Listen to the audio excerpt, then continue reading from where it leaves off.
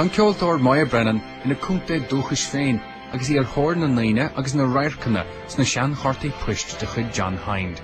Ní mór de tí gringraf Portnoo a thógáil lastig de chúpla lá. Agus a deire cabhis nach nairóid le a Cárta Poist féin a chrathú. Ní híle gur an dúna nála téime, ach tá neart go dhéon ach tá ngrian is sáilsiú. An chéad chin na in Portnoo, níl mór an aine gom héanaar, agus níl aine bígam na Donegal Town, an dána chuirde atá gom an seo is ailte choran Burtonport.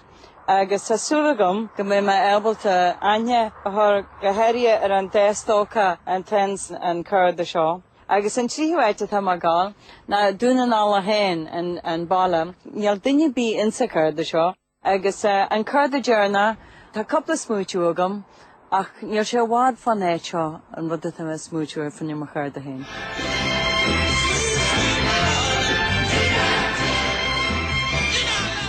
Chur an Moya tús lena tros I Portnoo.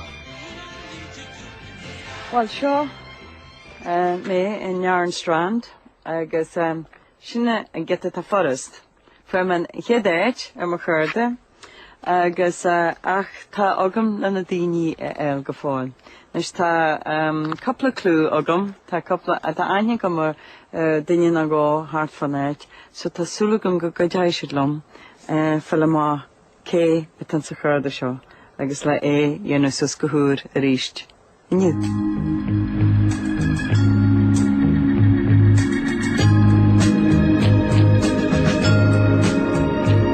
Tásún go garcha seo tíirte go daoine ó lethe síre beidir tá an sa chuirde seo. So tá má deanna gháil aine gom ar stócha atá rartal a campsite an seo, Patrick. Bheice mar bhil se sna ba chuidí bí ó thortú. Here's my mama and papa. Patrick? Hello. Yeah. How you doing? This is a peculiar kind of request, but I'm following up these postcards, and there's a lovely one of Yarn Strand, and what we're trying to do is set it up with as many of the same people as possible. So...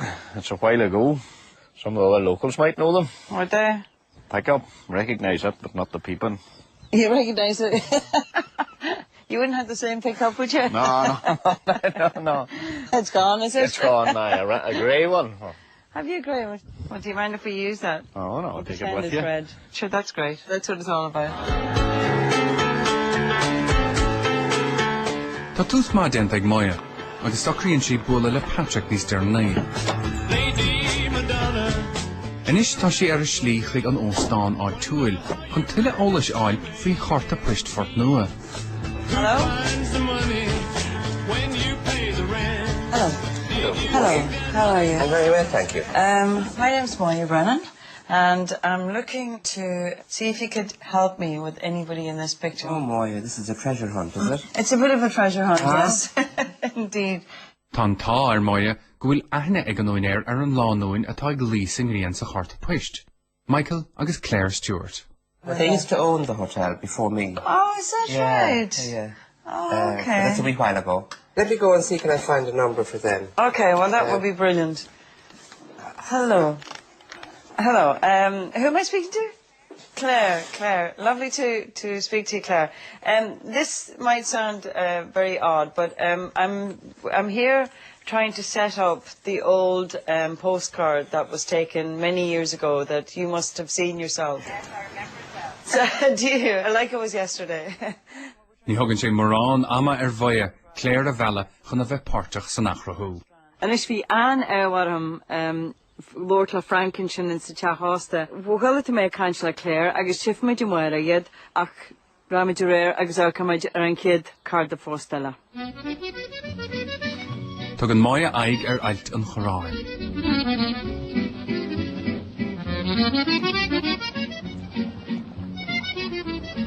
Well, seo má an ailte choran, Burtonport, agus an carda posta talum an seo, cin galanta, fa wedi in sa cuan seo, agus caim fel má cilisio bwed seo, agus beidir go godeid sin lum, fel má cin na stoci ága seo, na bogli ága seo. Achar dús, búlann Moya lena seanchara Caitlín dhéanann chuirsís ar na hathrathe atá tagtha ar ailt an chorán ar na mblianta. Tá Cártaí agam sa seo agus can se ar bhí sé ionta gríthe an seo. Was na seaca dí na lácan pactar sin bhaide bhí an stréidháin an seo an áte cháin bhí sé ionta gríthe, bhí sé bríomhar agus smailtena gríthe agus go fóra gáil a ré. Pása mar an seo agus na pásta trí blian s fihanis. Ag an ná sin beidir go céad buid gasgrat amachchas áte cháin. Céad agus an sin bhí sé gáil an gúil agus ní roiacu an jasgrach bradan.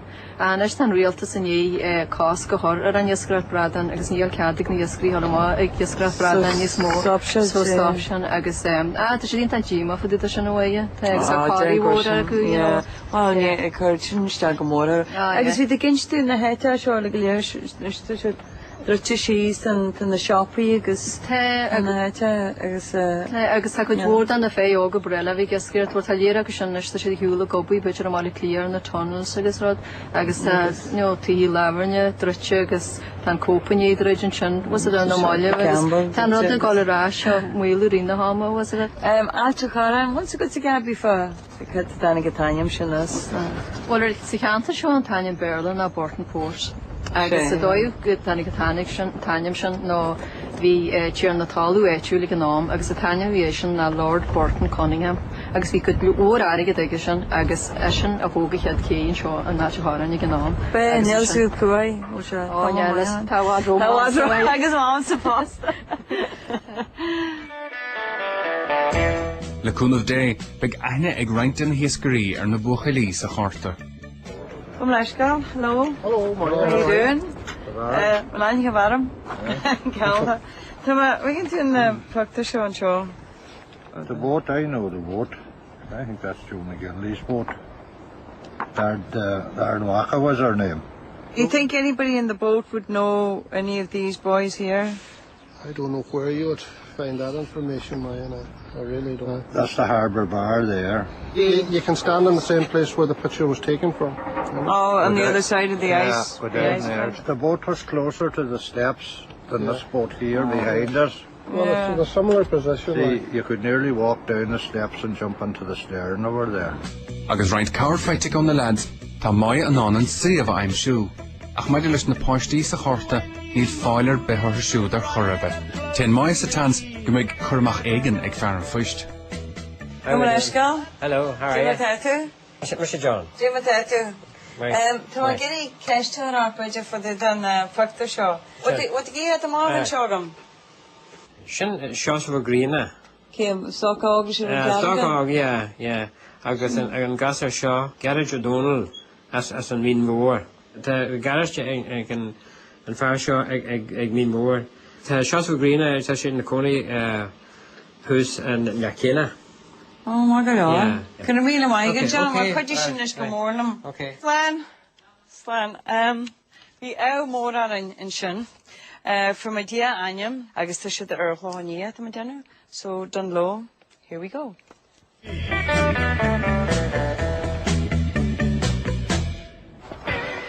And didn't you do Gershaw?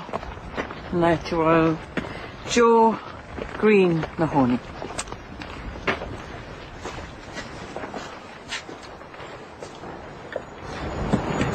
Oh, hello. Well, can I get Get the bugs. Well, Mr. Moya Brennan, I'm Moya Brennan, and I'm trying to locate a little boy in a postcard. Do you remember this? Yes, I remember that postcard, yes. Well, that's fantastic. Yeah. So long time ago.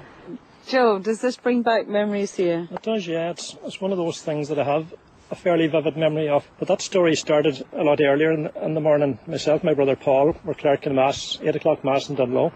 Oh, and it was the day after the Summer's Fair day. On the way home from Mass, Paul found a shilling lying on the street. And of course I wanted him to share it with me, but he was having none of that. So he said, finders keepers. So that was the end of that. So we went on home, and after doing our chores for the day, we decided to go to Burtonport. So we met up with our friend Jerry O'Donnell, and the three of us headed off to Burtonport on our bicycles. It was the salmon season, and there were boats coming and going, loaded with salmon. It was a great place for a young fellow to be at that time, like with all the activity that was going on.